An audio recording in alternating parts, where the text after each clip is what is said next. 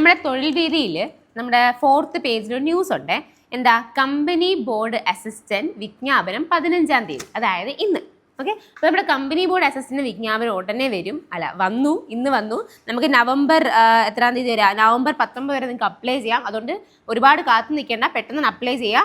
അതിനൊക്കെ നവംബറിൽ നമുക്ക് യൂണിവേഴ്സിറ്റി അസിസ്റ്റന്റിന്റെ നോട്ടിഫിക്കേഷൻ വരും. പിന്നെ ഡിസംബറിൽ നമുക്ക് കമ്പനി ബോർഡ് LGS വരും. പിന്നെ VFA, ബെവ്കോ LD, പിന്നെ ഇപ്പം നമ്മൾ അസിസ്റ്റന്റ് പ്രസിഡന്റ് ഓഫീസർ അപ്ലൈ ചെയ്തു. അങ്ങനെ ഒരുപാട്. പിന്നെ SA വരാനുണ്ട്, എക്സൈസ് ഇൻസ്പെക്ടർ വരാനുണ്ട്.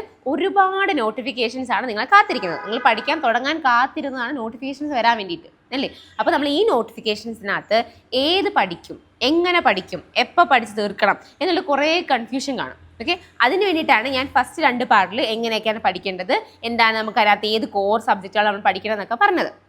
ഇനി ഇത്രയും നോട്ടിഫിക്കേഷൻ വരുമ്പോൾ ഓട്ടോമാറ്റിക്കായിട്ട് ചില എക്സാംസിനകത്ത് സ്പെഷ്യൽ ടോപ്പിക് ഉണ്ട്. അപ്പോൾ നിങ്ങൾക്ക് കൺഫ്യൂസ്ഡ് ആവില്ല, അയ്യോ എന്ത് ചെയ്യണം, എന്ത് പഠിക്കണം എന്നൊക്കെ. ഒന്ന് ആലോചിക്കുക, നമ്മളൊരു സിസ്റ്റമാറ്റിക്കായിട്ട് ക്ലാസിഫൈ ചെയ്യാൻ വെച്ചേക്കാണെങ്കിൽ നമ്മുടെ ഡിഗ്രി ഉണ്ടല്ലോ, ഡിഗ്രി വെച്ച് പഠിക്കുന്ന അല്ലെങ്കിൽ ഡിഗ്രി ക്വാളിഫിക്കേഷനുള്ള എക്സാംസ്, ആ എക്സാം എല്ലാം എന്താണ്, ഒരു പ്രിലിമിനറി എക്സാം കാണും ആണേ. പിന്നെ അത് കണക്കിന് ബെവ്കോ LD, VFA ചിലപ്പോൾ അതിനൊരു പ്രിലിമിനറി കാണാതിരിക്കാം, നമുക്ക് പറയാൻ പറ്റത്തില്ല. അത് കണക്കിന് കമ്പനി ബോർഡ് LGS തന്നെ കാണാൻ ചാൻസ് ഇല്ല, പ്രിലിമിനറി ആയിട്ട് കാണാൻ ചാൻസ് ഇല്ല. അപ്പോൾ ഇതെല്ലാം ഒരു ഡിഗ്രിക്കാർക്ക് എഴുതാം. ഓക്കെ, അപ്പോൾ നിങ്ങൾ പഠിക്കേണ്ടത് എന്ത് ചെയ്യണം? നിങ്ങൾ ബേസിക് ആയിട്ട് നമ്മുടെ പ്രിലിമിനറി എന്താ ചെയ്യാൻ വേണ്ടി ക്ലിയർ ചെയ്യാൻ വേണ്ടിയിട്ടുള്ള സിലബസ് വെച്ചിട്ട് പഠിക്കാം. ഡിഗ്രി ലെവലിൽ പ്രിലിമിനറി കംപ്ലീറ്റ് ചെയ്യാൻ വേണ്ടിയിട്ട് അല്ലെങ്കിൽ പ്രിലിമിനറി ക്രാക്ക് ചെയ്യാൻ വേണ്ടിയിട്ടുള്ള ഒരു എക്സാം സിലബസ് പഠിക്കുക. അതാകുമ്പോൾ നിങ്ങൾക്ക് ഓട്ടോമാറ്റിക്കായിട്ട് കമ്പനി ബോർഡ് LGSഉം അത് കണക്കിന് ബെവ്കോ LDയും VFAയും എൻ്റെ പ്രിലിമിനറിയും ക്ലിയർ ചെയ്യാൻ പറ്റും. ക്ലിയർ ആണോ? അങ്ങനെ നമുക്ക് സ്റ്റാർട്ട് ചെയ്യാൻ പഠിക്കാം. അപ്പോൾ സിസ്റ്റമാറ്റിക്കായിട്ട് ആലോചിക്കുക, ഞാൻ ഏതാണ് ആദ്യം പഠിച്ചു തുടങ്ങേണ്ടത്. അപ്പോൾ നമ്മൾ സിലബസ് ഡൗൺലോഡ് ചെയ്യുക. എന്തിൻ്റെ? ഡിഗ്രി ലെവലിൽ പ്രിലിമിനറി സിലബസ് ഡൗൺലോഡ് ചെയ്യുക, പിന്നെ ഒരു LD സിലബസ് ഡൗൺലോഡ് ചെയ്യുക. അതെല്ലാം കൂടി കമ്പയർ ചെയ്തിട്ട് അതിൻ്റെ ഒരു സിലബസാണ് ഞാൻ ഇന്നലെ ക്ലാസ്സിൽ പറഞ്ഞത്. അപ്പോൾ അത് വെച്ചിട്ട് എന്ത് ചെയ്യുക? പഠിക്കാൻ സ്റ്റാർട്ട് ചെയ്യുക. ഏതൊക്കെ സബ്ജക്റ്റ് പഠിക്കണം? മാത്സും മലയാളവും ഇംഗ്ലീഷും. അതിനൊക്കെ തന്നെ മാത്സ്, മലയാളം, ഇംഗ്ലീഷ്, നമ്മുടെ സയൻസ്, കോൺസ്റ്റിറ്റ്യൂഷൻ, കറണ്ട് അഫയേഴ്സ്, അങ്ങനെയുള്ള എല്ലാ എക്സാംസിനും വരുന്ന ഏരിയ ആദ്യം പഠിച്ചങ്ങ് സെറ്റ് ചെയ്യുക. ക്ലിയർ ആണല്ലോ? അപ്പോൾ അങ്ങനെ പഠിക്കാൻ സ്റ്റാർട്ട് ചെയ്യാം. ഓക്കെ, അപ്പോൾ ഈ കോർ ഏരിയാസ് പഠിക്കാൻ വേണ്ടി ദിവസം ഒരു 5 മണിക്കൂർ നിങ്ങൾ മാറ്റി വെച്ചേ പറ്റൂ. ഒരു 5 മണിക്കൂർ ഈ ഏരിയകൾ പഠിക്കാൻ വേണ്ടിയിട്ട് മാറ്റി വയ്ക്കുക. അപ്പോൾ എല്ലാ ദിവസവും മാത്സും മലയാളവും ഇംഗ്ലീഷും ഒക്കെ കംപ്ലീറ്റ് ചെയ്ത് വരുമ്പോഴത്തേക്കും നിങ്ങൾക്ക് എന്ത് കിട്ടും? ഒരു അടിസ്ഥാനം കിട്ടും. നിങ്ങൾക്ക് ടെൻഷൻ കുറയും. കാരണം നമ്മൾ ഹിസ്റ്ററിയോ ജോഗ്രഫിയോ എടുത്ത് വെക്കുകയാണെങ്കിൽ അത് വാസ്റ്റ് ഏരിയ അല്ലേ? ജോഗ്രഫിക്കകത്താണെങ്കിലും ഹിസ്റ്ററിക്കകത്താണെങ്കിലും ഒക്കെ ഒരുപാട് സബ് ടോപ്പിക്കുകളും കാര്യങ്ങളുള്ളത്. അത് പഠിച്ച് തീർത്ത് അതിനകത്തുനിന്നൊരു ഇത്രയും മാർക്ക് മേടിച്ചെടുക്കാം എന്ന് പറയുന്നത് നമുക്ക് തന്നെ എന്താ ഒരു മടുപ്പ് തോന്നുന്നൊരു ഒരു ടാസ്ക്കാണ്. കാരണം നമ്മൾ വിചാരിക്കും, ഇത്രയും പഠിച്ചാൽ എനിക്ക് എന്ത് ചെയ്തോളൂ, ജോലി കിട്ടത്തോളൂ എന്നൊരു ചിന്തയിലോട്ട് നമ്മൾ വരും. അതിനെയും കഴിഞ്ഞ് നിങ്ങൾ എന്ത് ചെയ്യുക? നിങ്ങൾക്ക് പറ്റുന്ന രീതിയിൽ നിങ്ങൾക്ക് ഈ ഏരിയാസ് നിങ്ങൾക്ക് പഠിച്ചു തീർക്കാൻ പറ്റുന്ന ഏരിയാസ് ആണല്ലേ. സിലബസ് എന്ന് പറഞ്ഞാൽ കുറച്ചും കൂടി എന്താ കൺസൈസ് ആയിട്ട് ഉണ്ട്. ഇതാണ് ഇതിൻ്റെ സിലബസിനുണ്ട്. അപ്പോൾ ആ സിലബസ് വെച്ചിട്ട് പഠിച്ചെടുക്കുമ്പം നിങ്ങൾക്ക് എന്ത് ചെയ്യാൻ പറ്റും? കറക്റ്റ് ഒരു ട്രാക്കിൽ പോകാൻ പറ്റും. മനസ്സിലായ? ഒരു മടിയും തോന്നത്തില്ല. എല്ലാ ദിവസവും പഠിക്കാൻ പറ്റും. റിവിഷൻ പ്രോപ്പറായിട്ട് ചെയ്യാൻ പറ്റും. അതാണ് കാരണം അതിൻ്റെ ക്വസ്റ്റ്യൻ പേപ്പർ എവിടെയെങ്കിലും കാണുമ്പോൾ അല്ലെങ്കിൽ നമ്മളൊരു ക്വസ്റ്റ്യൻ പേപ്പർ എടുത്തു കഴിഞ്ഞാൽ ആ ക്വസ്റ്റ്യൻ പേപ്പറിനകത്ത് നമുക്ക് അതിൻ്റെ ഒരു 50% ചെയ്യാൻ പറ്റും. മനസ്സിലായി? ആ ഇത്രയും ഏരിയ പഠിക്കുമ്പോൾ തന്നെ നമുക്കൊരു ക്വസ്റ്റ്യൻ പേപ്പർ എടുത്തു കഴിഞ്ഞാൽ 50% ചെയ്ത് തീർക്കാൻ പറ്റും. ക്ലിയർ ആണല്ലോ? അപ്പോൾ അതിന് നിങ്ങളെ സഹായിക്കുന്ന ഒരു മെറ്റീരിയലാണ് നമ്മുടെ ഈ തൊഴിൽ വാർത്ത, തൊഴിൽ വീതി എന്ന് പറയുന്ന ആഴ്ചയിൽ വരുന്ന സപ്ലിമെൻറ്റ്.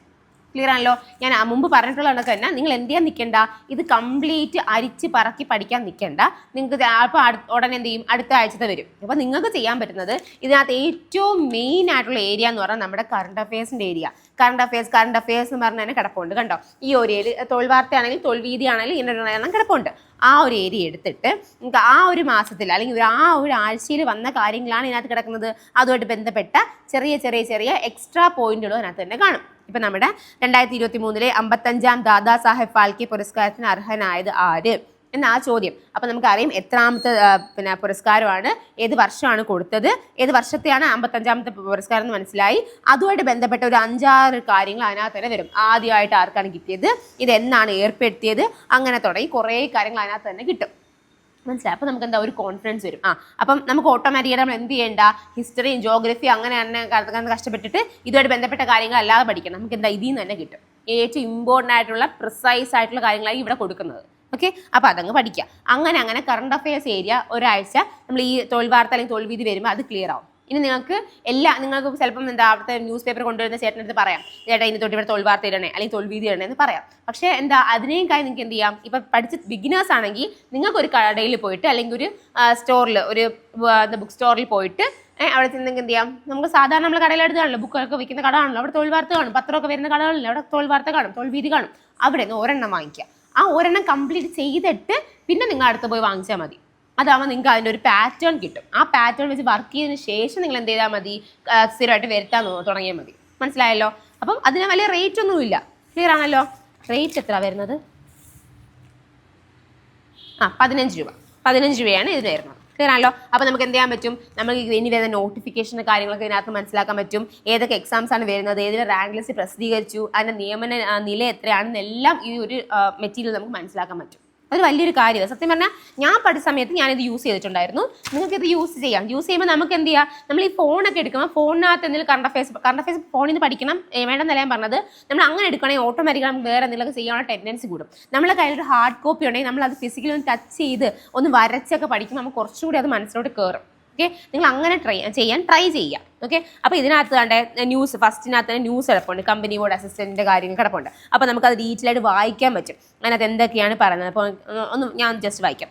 KSFE, KSEB തുടങ്ങിയ പൊതുമേഖലാ സ്ഥാപനങ്ങളിൽ അസിസ്റ്റന്റ് ഗ്രേഡ് 2 അതിനൊക്കെ live stock development board, farming corporation തുടങ്ങിയ പൊതുമേഖലാ സ്ഥാപനങ്ങൾ assistant grade 2, Khadi and village industries ബോർഡിൽ junior corporate inspector, excise and prohibition വകുപ്പിൽ സിവിൽ എക്സൈസ് ഓഫീസർ, ഡ്രൈവർ ഉൾപ്പെടെ 23 തസ്തികയിലേക്ക് വിജ്ഞാപനം പ്രസിദ്ധീകരിക്കാൻ PSC തീരുമാനിച്ചു. അപ്പോൾ നമുക്ക് ഞാനിപ്പോൾ പറഞ്ഞ കമ്പനി ബോർഡ് അസിസ്റ്റന്റിനായി കൂടുതൽ കാര്യങ്ങളതിനകത്ത് മനസ്സിലായില്ലേ, ഏതിനകത്തൊക്കെ ഇനി വരുന്നതെന്ന്. അപ്പോൾ നമുക്കിപ്പോൾ ജനറൽ ആയിട്ടുള്ള കാര്യങ്ങളായിരിക്കും നിങ്ങൾക്ക് യൂട്യൂബിൽ നിന്നൊക്കെ കിട്ടുന്നത്. അപ്പോൾ നിങ്ങൾക്ക് ഏതെങ്കിലും സ്പെഷ്യൽ ആയിട്ടുള്ള എക്സാം ഫോക്കസ് ചെയ്ത് പഠിക്കുന്ന ആൾക്കാരാണെങ്കിൽ നിങ്ങൾക്ക് അതിനകത്ത് ഡീറ്റെയിൽസ് ഇതിനകത്ത് കിട്ടും. ക്ലിയർ ആയി? എല്ലാ ന്യൂസും ഇതിനകത്ത് വരും. ഓക്കെ, അപ്പോൾ ആ ഡീറ്റെയിൽസും കാര്യങ്ങളും നിങ്ങൾക്ക് അറിയാൻ പറ്റും, ലിസ്റ്റിൻ്റെ കാര്യം അറിയാൻ പറ്റും. ഇതെല്ലാം ഫ്രണ്ടിൽ കിടക്കുന്ന കുറച്ച് ഏരിയയിൽ നിങ്ങൾക്ക് എന്താ ക്ലിയർ ആയി പോകും. പിന്നെയാണ് നമ്മുടെ കറണ്ട് അഫയേഴ്സ് ഏരിയ വരുന്നത്. അപ്പോൾ നിങ്ങൾ ആ കറണ്ട് അഫയേഴ്സ് ഏരിയ പഠിക്കാൻ വലിയ സമയമൊന്നും എടുക്കും. 1.5 മണിക്കൂർ ഇരുന്നാൽ കറണ്ട് അഫയേഴ്സ് കംപ്ലീറ്റ് ആവും. ആ ഒരാഴ്ചയിൽ ഏറ്റവും ഇമ്പോർട്ടൻ്റ് ആയ കറണ്ട് അഫയേഴ്സ് അവിടെ തന്നെ ക്ലിയർ ആവും. പിന്നെ നിങ്ങൾക്ക് അതിനകത്ത് പരീക്ഷാ പരിശീലനം കാണും. ഏതെങ്കിലും എക്സാം വരാനുള്ള, ഇപ്പോൾ 10th പ്രിലിമിനറി എക്സാം വരാറുണ്ട്, എന്താ അറ്റൻഡർ, സെയിൽസ്മാൻ, സ്റ്റോർ കീപ്പർ. ആ പരീക്ഷാ പരിശീലനം ഒരു പ്രീവിയസ് ക്വസ്റ്റ്യൻ എടുത്ത് വെച്ചാൽ അതിൻ്റെ ഒരു ഒരു കാര്യങ്ങൾ മൊത്തം അവിടെ പറയും. അപ്പോൾ നിങ്ങൾ നോക്കണ്ട ഏത് എക്സാമിൻ്റെ ആണെന്ന് നോക്കണ്ട, നിങ്ങൾക്ക് വേണ്ടുന്ന കാര്യങ്ങൾ തന്നെയാണ് ഇതിനകത്ത് കൊടുക്കുന്നത്. അത് പഠിക്കാം.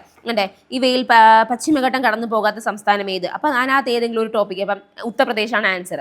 അപ്പം അതിനകത്ത് ബന്ധപ്പെട്ട് കണക്റ്റിംഗ് പോയിന്റ് അവിടെ തന്നെ കുഴപ്പമുണ്ട്, അത് പഠിച്ചു പോവുക. അങ്ങനെ പഠിച്ചു വരുമ്പോഴത്തേക്കും ഒരു 100 ക്വസ്റ്റ്യൻസിനകത്ത് തന്നെ കാണും. ആ 100 ക്വസ്റ്റ്യൻസും അതിൻ്റെ അനുബന്ധവും പഠിക്കുമ്പോഴത്തേക്കും നിങ്ങൾക്ക് ഒരുപാട് ഏരിയ നിങ്ങൾ ക്ലിയർ ആയി മാറും. മനസ്സിലായോ? അപ്പോൾ ആ മെച്ചിൽ യൂസ് ചെയ്യണമെന്ന് എൻ്റെ അഭിപ്രായം. നിങ്ങൾക്ക് ഇഷ്ടമുള്ള രീതിയിൽ നിങ്ങൾക്കത് വ്യാഖ്യാനിച്ചൊക്കെ എടുക്കാം, അത് നിങ്ങളുടെ ഇഷ്ടം. പക്ഷേ ഇത് യൂസ് ചെയ്യുന്നത് എന്തുകൊണ്ടും നിങ്ങൾക്ക് ബെനിഫിഷ്യൽ ആയിരിക്കും. ഓക്കെ, അത് എനിക്ക് തന്നെ. പിന്നെ നിങ്ങൾക്ക് എന്ത് തരും എന്നറിയാമോ? പിന്നെ ഒരു ഇമ്പോർട്ടൻറ്റ് കാര്യം, മാതൃകാ പരീക്ഷ ഇങ്ങനെ തന്നെ ഒരു സാധനം തരും. കണ്ടോ, മാതൃകാ പരീക്ഷ എന്ന് പറഞ്ഞാൽ ഇതിനകത്ത് നിങ്ങൾക്ക് എന്ത് കാണും, ഒരു OMR ഷീറ്റ് അതിനകത്ത് തന്നെ കാണും. കണ്ടോ, OMR ഷീറ്റ് അതിനകത്ത് തന്നെ കാണും. അപ്പോൾ നിങ്ങൾ എന്ത് ചെയ്യണം, ജസ്റ്റ് ഇത് നിങ്ങൾ സമയം എടുത്ത് കട്ട് ഓഫ് മാർക്ക് 64, പരീക്ഷാ സമയം 1:15 മണിക്കൂർ വെച്ചാൽ 1.25 മണിക്കൂർ, കറക്റ്റ് ഒരു എക്സാം എഴുതുന്ന സെറ്റപ്പിൽ ഇരുന്നിട്ട് നിങ്ങൾക്ക് എന്ത് ചെയ്യാം, ഇത് കറുപ്പിച്ച് 100 മാർക്ക് കറുപ്പിച്ചിട്ട് നിങ്ങളുടെ ആകെ മാർക്ക് കണ്ട് ഇവിടെ എഴുതാം. ഓക്കെ, എത്ര മാർക്ക് കിട്ടിയെന്ന് അവിടെ എഴുതുമ്പോഴത്തേക്കും നിങ്ങളുടെ ഗ്രാഫ് എങ്ങനെ പോകുന്നു നമുക്ക് ഇതിൽ നിന്ന് മനസ്സിലാക്കാൻ പറ്റും. എങ്ങനെയാണ് നിങ്ങൾ പഠിത്തത്തിൽ മുമ്പോട്ട് പോകുന്നത്. നിങ്ങൾക്ക് നമ്മളിപ്പോൾ പറഞ്ഞ 70 മാർക്കില്ല, 50 മാർക്കില്ല, 50 മാർക്കിന് എത്ര മാർക്ക് കിട്ടി, മാത്സിനകത്ത് എത്ര ഏരിയ കിട്ടി, മലയാളത്തിന് എത്ര എണ്ണം കിട്ടി, ഇംഗ്ലീഷിന് എത്ര എണ്ണം കിട്ടി നമുക്ക് മനസ്സിലാക്കാൻ പറ്റും. അതാണ് കാരണം നമ്മൾ പഠിക്കാൻ നിന്നിട്ട് നമുക്ക് കിട്ടിയതൊക്കെയാണ്. നെഗറ്റീവ് വരുന്നത് എവിടെയാണ് നമുക്ക് തെറ്റിപ്പോകുന്നത് എന്നുള്ള ഏരിയ എല്ലാം അതിനകത്ത് ക്ലിയർ ആയി പോകും. മനസ്സിലായോ? അപ്പോൾ അതിനകത്ത് മാർക്ക് നോക്കാം, അതിൻ്റെ ആൻസർ കീ ബാക്ക് കൊടുപ്പുണ്ട്, അതിൻ്റെ നോ യുവർ കാറ്റഗറി നമ്മൾ എവിടെ നിൽക്കുന്നു എന്ന് പഠിക്കാനും പറ്റും. ഓക്കെ, പിന്നെ അതുകൊണ്ട് തന്നെ ഇതിനകത്ത് SSC CHSL സിലബസ് കാണും. കാരണം SSC എക്സാം എഴുതുന്ന ആൾക്കാർക്ക് അതൊക്കെ പ്രിപ്പയർ ചെയ്യാൻ പറ്റും. പക്ഷേ അതിനകത്ത് നമുക്ക് നമ്മുടെ ഡിഗ്രി ലെവലൊക്കെ പ്രിപ്പയർ ചെയ്യണമെങ്കിൽ നമുക്ക് ഇതും കൂടി ഒന്ന് കമ്പയർ ചെയ്ത് പഠിക്കാം. അത് പഠിച്ചു വലിയ ബുദ്ധിമുട്ട്, വലിയ ടാസ്ക് ഒന്നുമില്ല. ജസ്റ്റ് വായിക്കുമ്പോൾ നമുക്ക് മനസ്സിലാവുന്ന കാര്യങ്ങൾ തന്നെയാണ് അതിനകത്ത് കൊടുക്കുന്നത്. അയ്യോ ഇത് ഇംഗ്ലീഷിലാണല്ലോ, ഇത് ഭയങ്കര ബുദ്ധിമുട്ടാവുമെന്ന് വിചാരിക്കരുത്. ക്ലിയർ ആയല്ലോ? പിന്നെ ഈ ആഴ്ചയിൽ നടന്ന സംഭവങ്ങളെല്ലാം മിസ്സലേനിയസ് ആയിട്ടുള്ള പോയിന്റിൽ പേഴ്സൺസ് ആർക്കൊക്കെ എന്തൊക്കെ അവാർഡുകൾ കിട്ടി, ഈവെന്റുകൾ എന്താണ്, അപ്പോയിൻമെന്റ് എല്ലാം അതിനകത്ത് കാണും. ഓക്കെ, പിന്നെ ഇപ്പം കഴിഞ്ഞ അല്ലെങ്കിൽ ഇനി മാതൃകാ പരീക്ഷ assistant time keeper, store keeper, matron എന്ന് പറയുന്ന ആ എക്സാമിൻ്റെ വീണ്ടും ഒരു പരീക്ഷ പരിശീലനം കൊടുത്തിട്ടുണ്ട്. അപ്പോൾ 2 എണ്ണമായി. നിങ്ങൾക്ക് വെറുതെ ചെയ്യാം. നിങ്ങൾക്ക് അതിനകത്ത് സ്പെഷ്യൽ ടോപ്പിക് നിങ്ങൾ ചെയ്യേണ്ട. നിങ്ങൾക്ക് കിട്ടുന്ന അല്ലെങ്കിൽ എപ്പോഴും കോമൺ ആയിട്ട് ചോദിക്കുന്ന കുറച്ച് ക്വസ്റ്റൻ അതിനകത്ത് കാണും. അത് മാത്രം ചെയ്താൽ മതി, അതിന് മാർക്ക് നോക്കിയാൽ മതി. നിങ്ങളെല്ലാം ചെയ്യണം. സ്പെഷ്യൽ ടോപ്പിക്ക് അവർക്ക് വേണ്ടി മാത്രമുള്ള സ്പെഷ്യൽ ടോപ്പിക് ആയിരിക്കും കൊടുക്കുന്നത്, അത് നിങ്ങൾ നോക്കണ്ട. ഓക്കെ, പിന്നെ ബീറ്റ് ഫോറസ്റ്റ് ഓഫീസിൻ്റെ പരീക്ഷാ പരിശീലനം കിടപ്പുണ്ട്. കണ്ടോ, അപ്പോൾ ഇനി വരുന്ന എക്സാമിൻ്റെ കാര്യം അതിൻ്റെ ഒരു ക്വസ്റ്റ്യൻ പേപ്പർ ഉണ്ട്. അപ്പോൾ 3 ക്വസ്റ്റ്യൻ പേപ്പർ ആയി, മനസ്സിലായി? അപ്പോൾ 3 ക്വസ്റ്റ്യൻസ് നമുക്ക് ഒരാഴ്ച തന്നെ ചെയ്ത് തീർക്കാൻ പറ്റും. വലിയ കാര്യമാണ്. ഓക്കെ, അപ്പോൾ അങ്ങനെയാണ് നമ്മൾ എന്താ പിന്നെ ബാക്കി വരുന്നത് ഈ LDT ഇത് ബാക്കി ഒന്ന് നോക്കണം. നിങ്ങൾക്ക് പറ്റുന്ന ഒരു കുറച്ച് ഏരിയ ഉള്ളൂ, അത് ഒരാഴ്ച കൊണ്ട് തീരും, മനസ്സിലായി? ബിഗിനേഴ്സ് ആണെങ്കിൽ നിങ്ങൾ എന്താ പതുക്കെ ഒരു തൊഴിൽ വാർത്ത അല്ലെങ്കിൽ തൊഴിൽ വിധി വായിച്ച് പഠിച്ച് തീർത്തിട്ട് അടുത്ത് എടുത്താൽ മതി. ക്ലിയർ ആയോ? അതിൻ്റെ കൂടെ നിങ്ങൾ നോട്ട് പറ്റുമെങ്കിൽ എഴുതി പോവുക. നോട്ട് എഴുതുന്നത് എങ്ങനെയാണെന്നുള്ള വീഡിയോ ഞാൻ വേറെ ചെയ്യാം. അപ്പോൾ ക്ലിയർ ആണല്ലോ? അങ്ങനെയാണ് നമ്മൾ ഈ സംഭവങ്ങൾ യൂസ് ചെയ്യേണ്ടത്. അതുകൊണ്ട് ഈ കോർ ഏരിയാസ് പഠിക്കുക. ആ കോർ ഏരിയക്കകത്ത് യൂസ് ചെയ്യാൻ പറ്റുന്ന ഒരു മെറ്റീരിയലാണ് തൊഴിൽ വാർത്ത അല്ലെങ്കിൽ തൊഴിൽ വീതി. PSC ബുള്ളറ്റിനും ഉണ്ട്. PSC ബുള്ളറ്റിൻ ഞാൻ വേറെ വീഡിയോ ആയിട്ട് ചെയ്യാം. കാരണം PSC ബുള്ളറ്റ് കുറച്ചും കൂടി ബൾക്കിയാണ്, അത് കുറേ കുനുകുനാ എഴുതിയിട്ടേക്കുക. അപ്പോൾ നിങ്ങൾ കാണുമ്പോൾ നിങ്ങൾക്ക് മടിക്കാൻ ചാൻസ് ഉണ്ട്. അതുകൊണ്ട് ആദ്യമേ ജസ്റ്റ് ഈ ഏതെങ്കിലുമൊക്കെ മെറ്റീരിയൽ വാങ്ങിച്ചിട്ട് പഠിക്കാൻ സ്റ്റാർട്ട് ചെയ്യാം. ക്ലിയർ ആണല്ലോ? ഇതാണ് നമ്മുടെ യൂസ് ചെയ്യാൻ പറ്റുന്ന ഒരു മെറ്റീരിയൽ. ഓക്കെ, ഇനി നമുക്ക് ഏതൊക്കെ മെറ്റീരിയൽസ് ആണ് യൂസ് ചെയ്യാൻ പറ്റുന്നതെന്ന് അടുത്തടുത്ത വീഡിയോയിൽ ഞാൻ പറയാം. ഓക്കെ, അപ്പം പറ്റുമെങ്കിൽ ഇന്ന് തന്നെ പോയി ഒരു തൊഴിൽ വാർത്ത അല്ലെങ്കിൽ തൊഴിൽ വീതി വാങ്ങിച്ചിട്ട് അത് വർക്ക് ചെയ്യാൻ തുടങ്ങുക. Okay, by.